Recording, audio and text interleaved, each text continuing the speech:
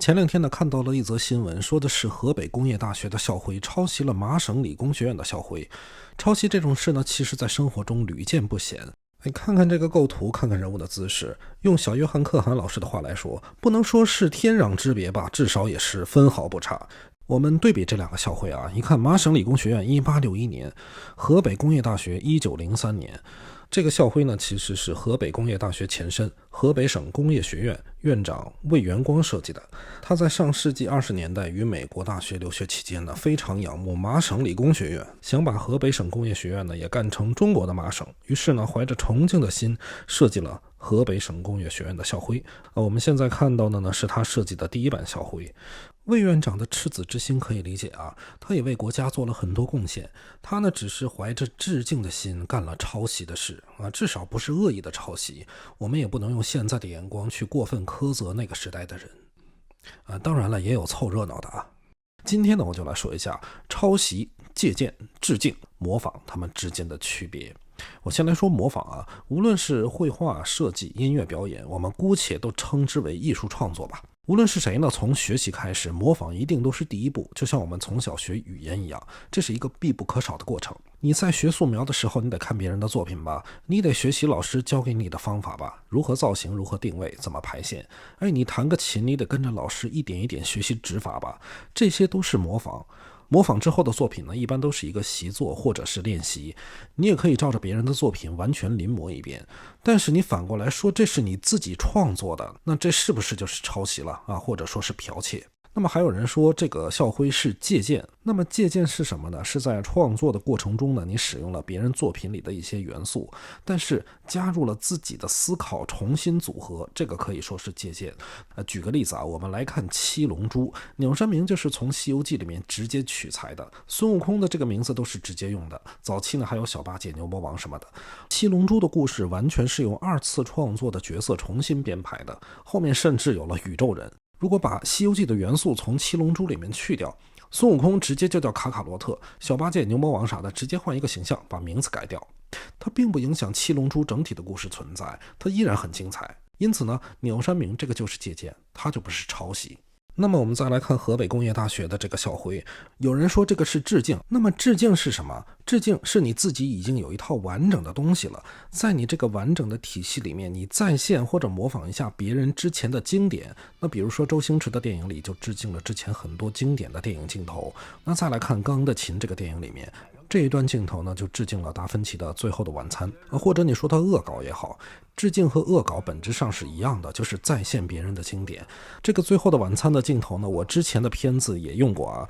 我这个呢谈不上是致敬，我这个顶多算是一个恶搞，而且我希望你知道，我恶搞的就是《最后的晚餐》，而且很多人都看出来了，也留了弹幕，那就是这个恶搞成功了。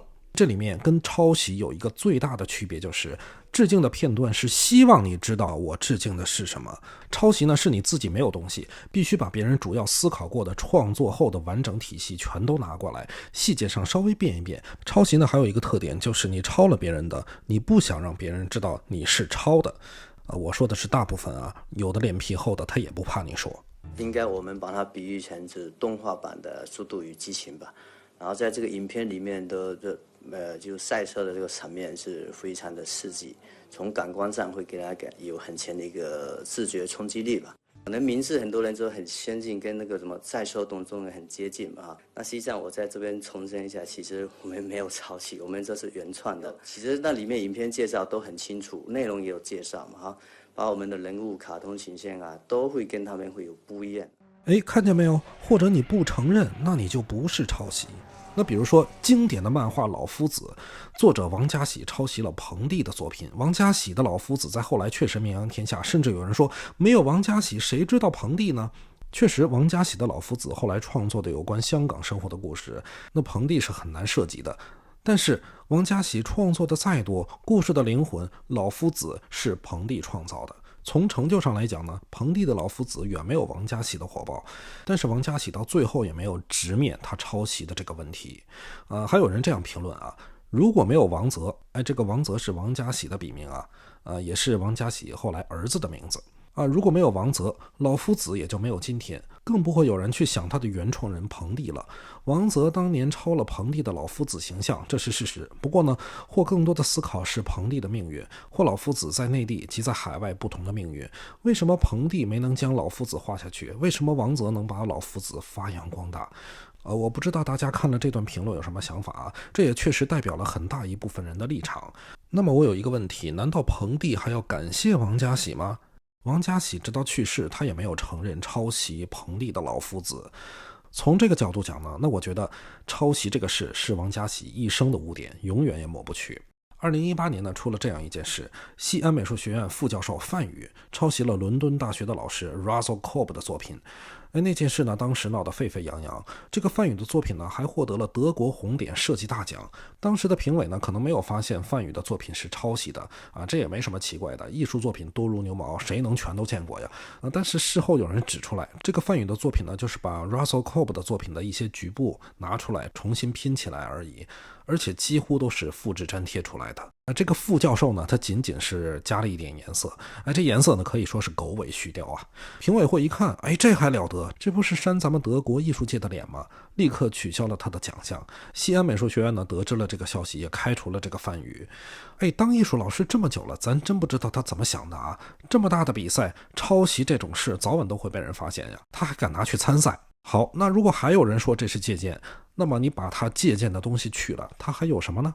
这不叫借鉴，这就叫偷，就是抄袭。比如呢，还有一个名叫叶永青的傻子就是画鸟的那个家伙，这个鸟都不是他原创的啊。曾经呢担任四川美术学院的教授，现在已经退休了。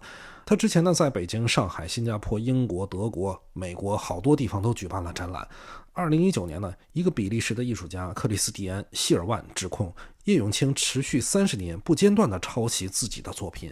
希尔万指出，叶永青的画里呢，除了签名跟我不一样，其他的根本就是直接照搬过去的。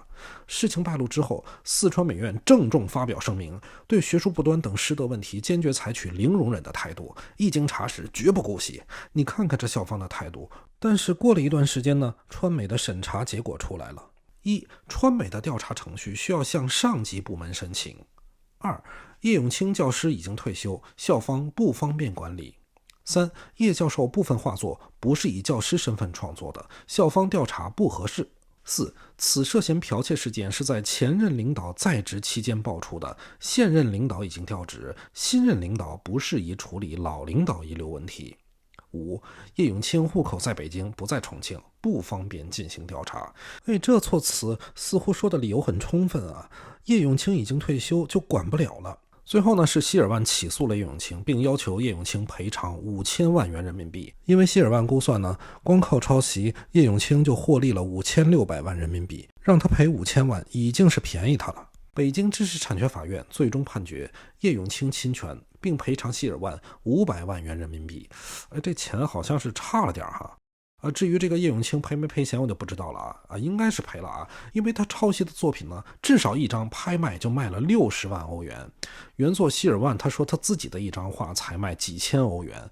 那么即使希尔万拿到了这个500万元的人民币赔偿，从外人来看，那叶永青依然是无本万利我就不知道他的画早知道我就去抄了。2019年呢，还有一个是台湾的一个设计师杨家章到台湾屏东，发现国立屏东大学的校徽和他的公司在2013年为桃园的建行科技大学设计的一款校徽极其相似，便将此事呢通知了国立屏东大学的校方。被抄袭的校徽呢是杨家章的公司为建行科技大学设计的几款设计稿中的一款，但是最终未被采用。这个设计稿呢被屏东大学的视觉艺术系的许教授发现并把它直接改成了国立屏东大学的校徽。我就想不明白了，都是艺术专业的，就非得用这种下三滥的手段吗？事情查明之后呢，这个许教授呢被大学辞退。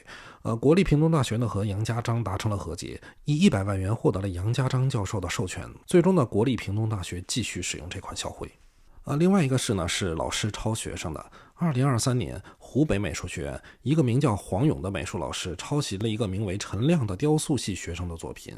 你要说抄袭呢，都是抬举他呀。这个陈亮的雕塑呢，是一个优秀的留校作品。黄勇呢，是他大一时候的素描老师，多次的要求陈亮把这个作品也给他留一份。他说他太喜欢这个雕塑了。黄勇呢，为了得到这个作品，自己掏了2000块钱，让陈亮翻制了2个复制品，其中一个自己留下，另外一个呢，就算是我当老师的送给你了。而在陈亮毕业之后呢，黄老师便开始了肆无忌惮的翻模之路。当然黄老师也不是纯翻啊，还是把雕塑的腹部稍微做了一些调整。具体调整什么了呢？我是没看出来啊，你们自己看图片吧。他把翻模的这些作品呢，到处参展售卖，而在黄勇上蹿下跳的时候，早就引起了陈亮的注意。但是念在师生之情呢，也没有追究。不过换来的却是黄勇的变本加厉，说这就是我创作的，还厚颜无耻的发朋友圈炫耀，并将其命名为春啊，不知道他怎么想的啊。你要说2次创作呢，应该有吧，那就是翻模的过程。最终的陈亮忍无可忍，只能发起了维权。陈亮起诉黄勇滥用自己的作品进行宣传获利，并要求黄勇停止使用自己的作品。这么一个明显的剽窃事件，咱们黄老师竟然厚着脸皮说这是经过他2次创作的作品。他还解释，他觉得陈亮的作品水平不行，所以呢，我对作品进行了2次创作，即使我动了1刀，那也是2创作品，因此这个作品就是我自己的。当然法院也没惯着这孙子啊，最终判决黄勇赔偿陈亮10万元，并停止继续侵权的行为。后续呢，这钱赔没赔我不知道，但是判决下达之后，陈亮表示黄勇一直没与他联系，而且呢，以黄勇的习性，他很有可能会上诉。你看看啊，想在艺术圈混，你首先脸皮得厚啊。我这里有一个问题啊，大家都知道这是中国乔丹案的庭审现场，很多传言的都说在这里被告律师说画面红色人物拿的不是篮球而是乒乓球拍，但是你能找到所有的说乒乓球拍的视频全是 AI 配音解说的，没有一个是庭审现场的原始录音，因为庭审录像里被告自始至终就没有说过这句话。我不知道这个乒乓球拍的说法从何而来，如果你知道呢，请找到原版视频告诉我。当然这个说法存不存在并不影响山寨乔丹的恶心。最后再说一个事情啊，这个连抄袭都谈不上了。我曾经的一个学生呢，他的工业设计做得非常出色，毕业时候他设计了一辆汽车，而他设计专业的老师呢，就拿着这个汽车直接去参加比赛了据说还是一个国外的比赛，而且得了奖。在很久之后，我这个学生才知道，都把他给气完了。后来他有没有去维权我不知道，但是看了这么多事例，我终于明白了一个道理，老师今天要开始剽窃了。好了，今天的故事呢就到这里，请订阅点赞毛怪老师的频道，我们下次再见。